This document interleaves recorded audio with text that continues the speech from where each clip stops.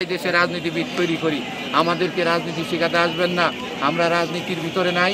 আমরা এদেশের সুশাসন প্রতিষ্ঠা করার লক্ষ্যে রয়েছি। আমরা এদেশের ছাত্র শিক্ষক জনতা একতা গড়ে তুলেছি এবং লাখো শহীদের রক্তের বিনিময়ে যে দেশ এখন বর্তমান দাঁড়িয়ে আছে, সেটা অবশ্যই বৈষম্যর বিরুদ্ধে যেন হয়। সেটা যদি বৈষম্য দিয়ে রাখা হয়, আবার এক সময় দেখবেন যে শিক্ষকদের মতো একটি বিপ্লব সংগঠিত হয়েছে। আমরা সরকারের গোয়েন্দা সংস্থা যারা রয়েছেন তাদেরকে বলতে চাই, আপনারা সঠিক রিপোর্টটি প্রকাশ করুন, আপনারা দেখুন, আপনারা ব্যাংকগুলো সার্চ করুন, আপনারা জনতা ব্যাংকে যান, পূবালী ব্যাংকে যান, অগ্রণী ব্যাংকে যান এবং আপনার সোনালী ব্যাংকে যান। সবগুলো ব্যাংকে দেখবেন যে 10 জন যদি আপনার ঋণগ্রস্তিতা থাকে, তার মধ্যে 8 জনই হলো আমাদের এমপিওভুক্ত স্কুল কলেজ মাদ্রাসা এবং কারিগরি শিক্ষা প্রতিষ্ঠানের কর্মকর্তা কর্মচারী।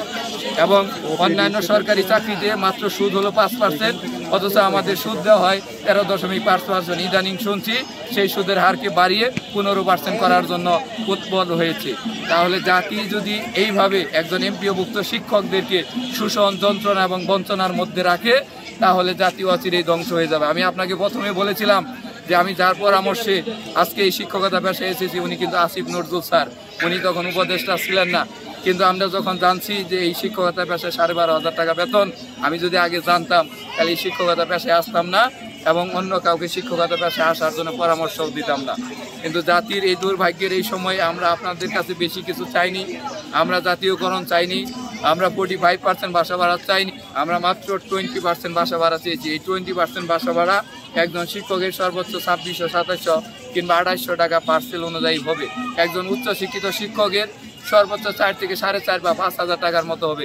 এটি রাষ্ট্রের জন্য আহামরি কোনো বিষয় নয়। আমরা সবই বুঝি, আমরা সবই জানি এবং আমাদের হিসাবও রয়েছে। আমরা অনেক সময় অনেক কথা বলতে পারি না, কিন্তু আমাদের রাজনীতি শেখাতে আসবেন না। আমরা রাজনীতি খুব ভালোভাবে বুঝি। তা আমরা দেশের এমপিওভুক্ত শিক্ষাকে বাঁচাতে চাই।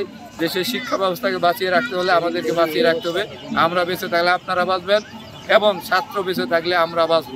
তো আমরা সরকারকে আবারও বিনীত আহ্বান জানাই যে আমরা আমাদের যে কষ্টগুলো আপনাদের এই সংবাদের মাধ্যমে তুলে ধরলাম, আপনারা এই বিষয়টি বিবেচনা করে আমাদের অচিরেই এই 20% বাসা ভাড়া, 1500 টাকা মেডিকেল ভাতা এবং আমাদের যে কর্মচারীরা মাত্র 8,200 টাকা বাসা ভাড়া পায়, তাদের জন্য 75% উৎসব ভাতা দিলে তারা একটু উৎসব ভাতা করতে পারবে। আমরা এই দাবিটার লক্ষ্যে যা শুধু প্রেস ক্লাবে আসা, অথচ আজকে আমাদেরকে নানাভাবে হয়রানি করা হচ্ছে, নানাভাবে বঞ্চনা স্বীকার করা হচ্ছে।